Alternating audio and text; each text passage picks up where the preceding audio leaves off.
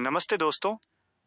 जब हम Lord of mysteries पढ़ते हैं तो हम एक ऐसी दुनिया देखते हैं जो काफी हद तक हमारी दुनिया जैसी लगती है। वहां स्टीम इंजन है, बंदूकें हैं, सूट पहने हुए लोग हैं। लेकिन क्या आपने कभी सोचा है कि क्लाइव मोरेटी के जागने से पहले इस दुनिया में क्या हुआ था? ये दुनिया हमेशा से ऐसी नहीं थी। आज हम जिस लोएन किंगडम या इंटिस रिपब्लिक को देखते हैं वो हजारों साल के खून और हड्डियों के ऊपर बने हैं। आज हम इतिहास की उस किताब को खोलेंगे जिसे चर्च ने आम लोगों से छुपा कर रखा है। हम बात करेंगे उस समय की जब इंसान गुलाम थे, जब देवता पागल थे और जब सूरज की रोशनी भी धरती तक नहीं पहुंच पाती थी। ये कहानी है एपोक्स की, यानी उन युगों की जिन्होंने इस दुनिया को आकार दिया। शुरुआत करते हैं सबसे पहले पन्ने से। फर्स्ट एपोक, जिसे द एपोक ऑफ केओस कहा जाता है। ये वो समय था जब हमारी धरती वैसी नहीं थी जैसी आज है। ओरिजिनल क्रिएटर यानी सृष्टि के रचयिता की नींद टूट चुकी थी और उनके अलग होने की वजह से पूरी दुनिया में सिर्फ पागलपन फैला हुआ था।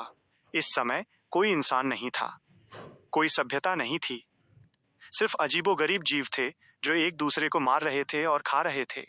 आसमान में अनगिनत आउटर डियाटीज की नजरें जमी हुई थीं, लेकिन ओरिजिनल क्रिएटर की इच्छा शक्ति ने एक बैरियर बनाकर उन्हें रोक रखा था।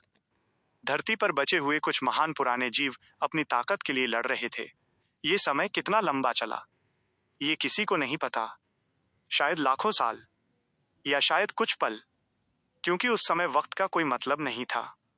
फिर शुरुआत हुई सेकंड एपोक की, जिसे द डार्क एपोक कहा जाता है। ये वो समय था जब इस दुनिया को अपने पहले देवता मिले। लेकिन दोस्तों, ये वो देवता नहीं थे जो दयालु हों, ये एंशिएंट गॉड्स थे। ये असल में भयानक राक्षस थे जिन्होंने बियॉन्डर कैरेक्टरिस्टिक्स को निगल लिया था। इस समय धरती पर 8 महान एंशिएंट गॉड्स का राज था।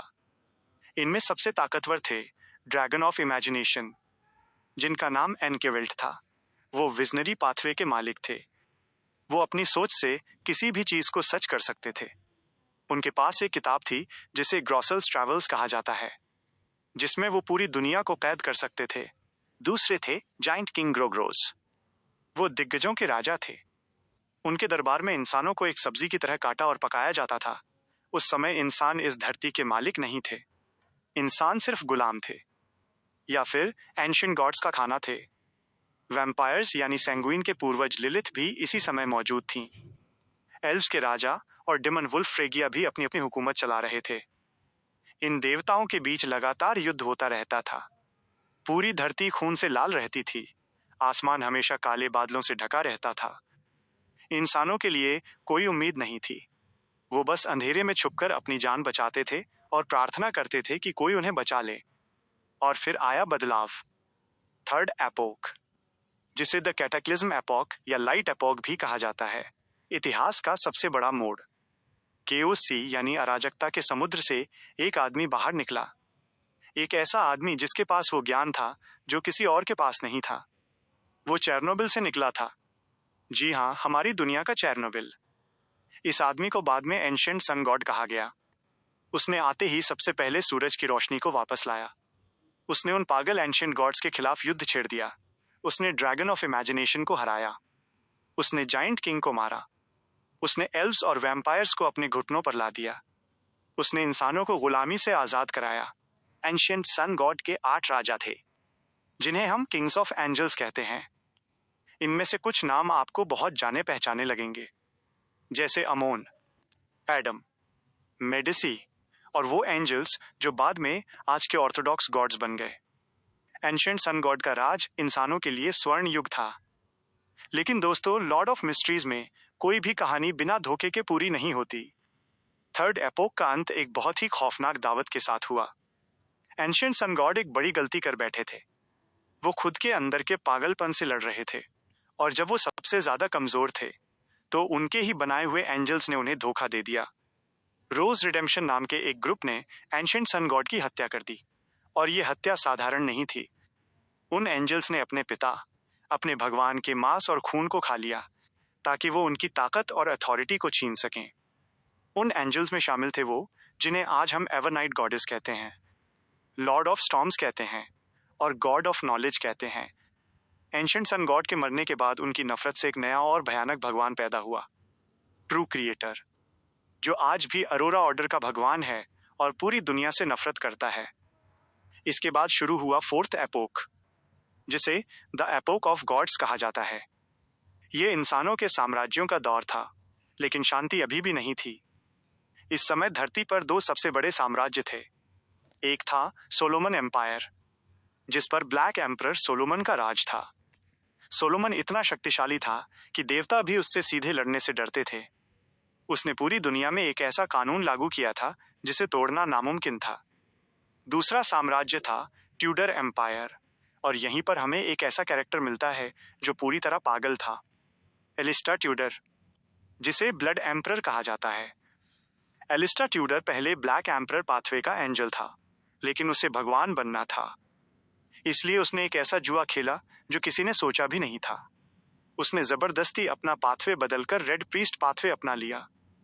इस प्रक्रिया में वो पूरी तरह पागल हो गया। फोर्थ एपोक में एक बहुत ही मशहूर युद्ध हुआ था, जिसे वॉर ऑफ द फोर एम्पर्स कहते हैं।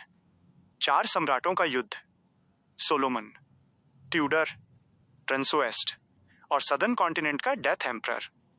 इस युद्ध ने दुनिया के नक्शे को बदल दिया। लाखों लोग मारे गए। अंत में 7 ऑर्थोडॉक्स गॉड्स ने मिलकर इन पागलों को रोका। सोलोमन मारा गया, ट्यूडर पागल होकर मर गया और ट्रांसोएस्ट भी खत्म हो गया। इन साम्राज्यों के राख से ही आज के देशों का जन्म हुआ। लोइन किंगडम, इंडिस रिपब्लिक, फैनपोर्ट, ये सब उन्हीं पुराने परिवारों के वंशज हैं। और आखिर में आता है फिफ्थ एपोक, आयरन और स्टीम का युग, जिसमें हम आज जी रहे हैं। यह युग पिछले युगों के मुकाबले बहुत शांत लगता है। देवता अब धरती पर नहीं चलते, वो अब एस्ट्रल वर्ल्ड में रहते हैं और चर्च के जरिए बात करते हैं। इंसानों ने विज्ञान में तरक्की कर ली है। उन्हें लगता है कि वो दुनिया के मालिक हैं, लेकिन उन्हें नहीं पता कि ये शांति सिर्फ एक भ्रम है। एंशिएंट गॉड्स अभी भी मरे नहीं हैं। वो सील हैं या वापस आने का इंतजार कर रहे हैं। ब्लैक एम्परर वापस आ सकता है। ट्रू क्रिएटर पाताल में बैठकर बदला लेने की योजना बना रहा है।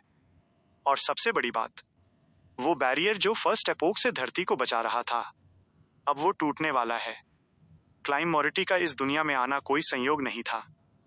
एवरनाइट गॉडेस ने उसे बुलाया था, क्योंकि वो जानती थी कि पुराने देवता और आउटर डियाटीज वापस आ रहे हैं और उनसे लड़ने के लिए एक नए भगवान की जरूरत है। एक ऐसा भगवान जो पागल ना हो, जो इंसानियत को समझता हो। तो दोस्तों, ये था हमारी दुनिया का खूनी इतिहास।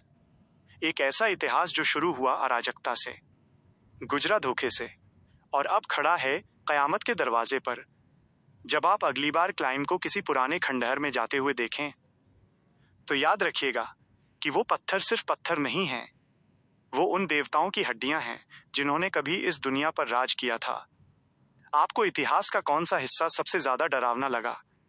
क्या वो एंशिएंट सन गॉड का धोखा था, या एलिस्टा ट्यूडर का पागलपन?